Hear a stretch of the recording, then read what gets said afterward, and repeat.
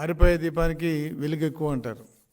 ఈ రోజున సాక్షి పేపర్ అంటే బ్లూ మీడియాలో వచ్చిన కొన్ని వార్తలు చూస్తుంటే వీళ్ళు పూర్తిగా దిగజారిపోయి ఇంకా మాకు భవిష్యత్తు లేదు అనే స్థాయిలో ఉన్నారనే దానికి నిదర్శనం.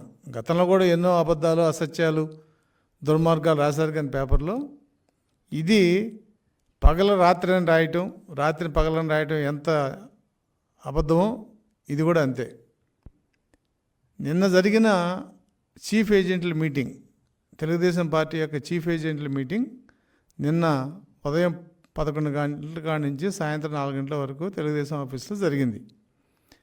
రూల్ పొజిషన్ ఏంటి, మనం ఏ సమస్య వస్తే ఎలా దాన్ని సాల్వ్ చేసుకోవాలి, వీటన్నిటి మీద జరిగింది. దానికి చంద్రబాబు నాయుడు గారు వచ్చినట్లు సాక్షి పేపర్లో రాస్తారు.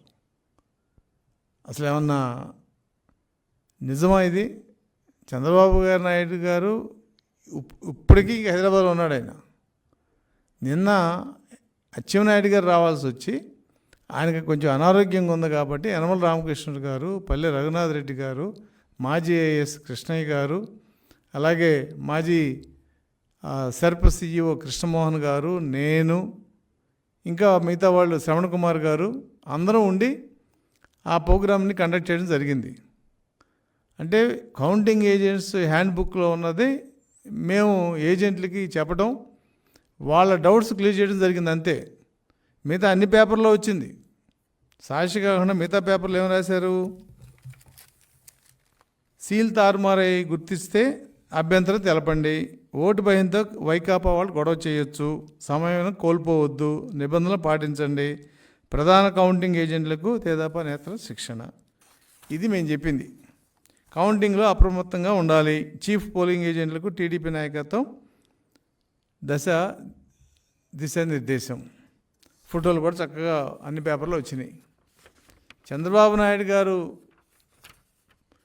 ఫిజికల్గా లేకపోవడం, పోనీ ఆయన ఏదన్నా జూమ్లోనో దేంట్లోనో మాట్లాడిన ఎక్కడ సోషల్ మీడియాలో వచ్చుంటే ఖచ్చితంగా చంద్రబాబు నాయుడు గారు ఇది ఇలా చెప్పారు అలా చెప్పారని సాక్షి కొంచెం రాసినా దానికి ఏదో కొంత అర్థం ఉంటుంది. కానీ దౌర్భాగ్యం కవించి కలపడాలి అని మేము చెప్పామని సాక్షిలో రాస్తారు. దీనికి కారణం ఏంటి, 29/5/2024 సజ్జల రామకృష్ణారెడ్డి వాళ్ళ చీఫ్ ఏజెంట్ల మీటింగ్లో మనకు రూల్స్ లేవు, ఏమీ లేవు, కలపడండి అని చెప్పిన దాని మీద మేము పోలీస్ కంప్లైంట్ ఇచ్చి ఎఫ్ఐఆర్ బుక్ చేసాం. ఇది ఫస్ట్ టైం ఆయన జీవితంలో మెట్లు కింద పడటానికి మొదటి అంకం. సకల శాఖ మంత్రిగా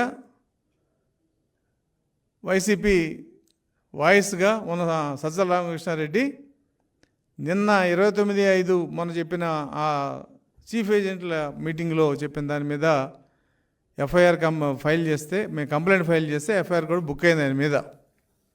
సరే, ఇది ఏమవుతుంది ఏంటనేది పక్కన పెడితే, అంటే మేము చెప్పేది ఏంటంటే, మిస్టర్ సజ్జల రామకృష్ణారెడ్డి, నీకేం దమ్ముంటే, అమ్మ పాలు తాగుంటే నువ్వు కూడా కంప్లైంట్ ఇచ్చుకో. చంద్రబాబు నాయుడు ఇలా అన్నాడు ఈ మీటింగ్లోనే, కంప్లైంట్ ఇచ్చుకో, ఎవిడెన్స్ చూపించు. నిన్న మేము పోలీస్ కంప్లైంట్ ఇచ్చినప్పుడు నీ ఎవిడెన్స్, నీ వీడియో మొత్తం పోలీస్ స్టేషన్లో ఇచ్చాం. మంగళగిరి రూరల్లో, తాడేపల్లి రూరల్లో వాళ్ళు ఎఫ్ఐఆర్ కూడా బుక్ చేశారు.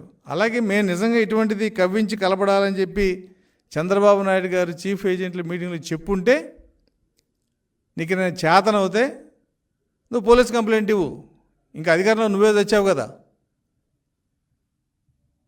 అంతేగాని నీ పేపర్ ఉందని ఈ ముచ్చట కూడా 3 రోజులే, ఖచ్చితంగా ఇవాళ నుంచి 3 రోజుల్లో నీ ముచ్చట్లన్నీ కరిగి ఆవిరైపోయే పరిస్థితి వచ్చింది. అందుకని వాళ్ళ పోలీసులు కూడా సజ్జల రామకృష్ణారెడ్డి లాంటి వ్యక్తి మీద ఎఫ్ఐఆర్ కడతాకి వాళ్ళే వెనకాళ్ళ. అదే ఒక 6 నెలల కిందట సజ్జల రామకృష్ణారెడ్డి మీద ఎఫ్ఐఆర్ కట్టాలంటే ఈ వ్యవస్థలో మాకు అయ్యే పని కాదు. కాబట్టి నీ దిగజారుడు, నీ పతనం స్టార్ట్ అయింది. ఒక మెట్టు కిందకు వచ్చావు నువ్వు ఆల్రెడీ.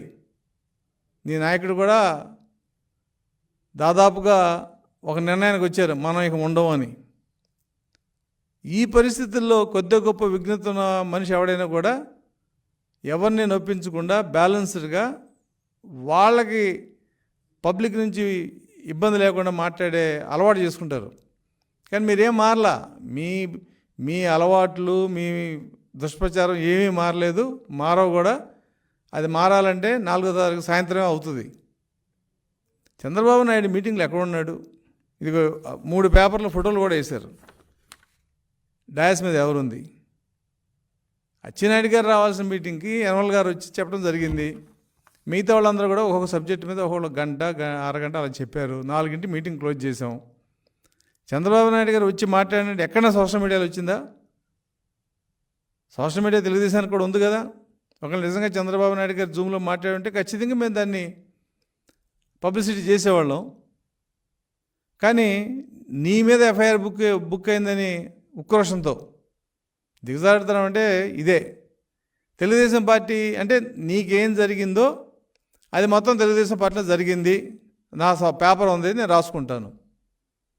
అందుకనే ఈ రోజున మరి ప్రెస్ కౌన్సిల్కి కూడా సాక్షి మీద మా అడ్వకేట్ గూడపాటి లక్ష్మీనారాయణ గారు కంప్లైంట్ ఇవ్వడం జరిగింది. పార్టీ తరఫున కూడా ఇంకా మేము వాళ్ళ సోషల్ మీడియాలో కూడా దీని మీద ఏదైనా ఆధారం ఉంటే సాక్షి పేపర్ ఒకటే కాకుండా దాన్ని కూడా మేము తీసుకుని ప్రెస్ కౌన్సిల్కి కంప్లైంట్ ఇస్తాం. ఏదైనప్పటికి కూడా అయిపోయే రోజున ఏదో దీపం ఎక్కువ కాంతిస్తట, అది వీళ్ళ పరిస్థితి. పోనీ చీఫ్ ఏజెంట్ల మీటింగ్లో నాయకులంతా కూడా తిరగబడని చెప్పారని అంటే కొంత ఏదో వినడం కూడా అర్థం ఉంటుంది. చంద్రబాబు నాయుడు గారు రాని మీటింగ్కి, చంద్రబాబు నాయుడు గారికి ఏమాత్రం సంబంధం లేని మీటింగ్లో ఆయన మాట్లాడినట్టు రాయటం అంటే, ఆ రోజు నువ్వు మాట్లాడింది వీడియో ఉంది కాబట్టి మేము కూడా దాన్ని సమర్థించడానికి అవకాశం లేకుండా పోయింది. నిజంగా రూల్స్ పాటిద్దని ఆయన అన్నాడా అంటే వీడియో తీసుకొచ్చి చూపించడం జరిగింది. మరి మేము కూడా ఎక్కడంటే వీడియో చూపించుకో, లేదంటే మిగతా మీడియా అంతా కూడా రాసింది మేమన్నాము, ఎక్కడన్నా తిరగబడండి, లేదంటే నీలాగా రూల్స్ మనకు అవసరం లేదు అని అంటే ఖచ్చితంగా దాన్ని మేము అంగీకరిస్తాం.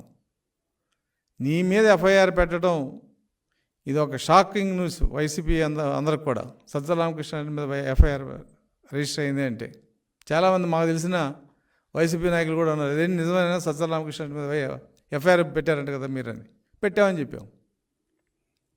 అటువంటిది నీకు కూడా ఏదైనా చేతనవుతే, నీ దగ్గర ఏదైనా ఎవిడెన్స్ ఉంటే, ఈ మీటింగ్లో తెలుగుదేశం పార్టీ చీఫ్ ఎలక్షన్ మీటింగ్లో చంద్రబాబు నాయుడు గారు ఇలా మోడల్ కోడ్ ఆఫ్ కాండక్ట్కి వ్యతిరేకంగా మాట్లాడారని చెప్పి నువ్వు కూడా కంప్లైంట్ ఇచ్చుకో, మాకే అభ్యంతరంలా. కానీ ఇటువంటి యథవరాతలు, ఇటువంటి దుష్ప్రచారం చేయటం అనేది మంచిది కాదు. ఖచ్చితంగా దీనికి తగిన మూల్యం చెల్లించే రోజులు ముందున్నాయి. ఇది ఎక్కడ అయిపోలా. మేమేదో 4వ తారీఖుతో గెలిచామన్న సందర్భంలో మేమేదో ఒళ్ళు మైమర్చి మేము ఉండం. మీరు చేసిన ప్రతి పాపానికి ఒక లెక్క ఉంది, ఆ లెక్కలు చెల్లించి మేము ముందుకు పరిపాలన సాగిస్తాం తప్ప మేమేదో గెలిచామని చెప్పి ఆనందంలో మీరు చేసిన పాపాలను అయితే మర్చిపోం. ఇటువంటి చాలా ఉన్నాయి. చంద్రబాబు నాయుడు గారి నుంచి వ్యక్తిగతంగా రాసింది, తెలుగుదేశం పార్టీ శ్రేణుల మీద నువ్వు రాసిన దుష్ప్రచారం, ఇవన్నీ ఉన్నాయి. ఇవన్నీ కూడా భవిష్యత్తులో ఖచ్చితంగా తెలుగుదేశం పార్టీ మూల్యం చెల్లిస్తుందని తెలియజేస్తూ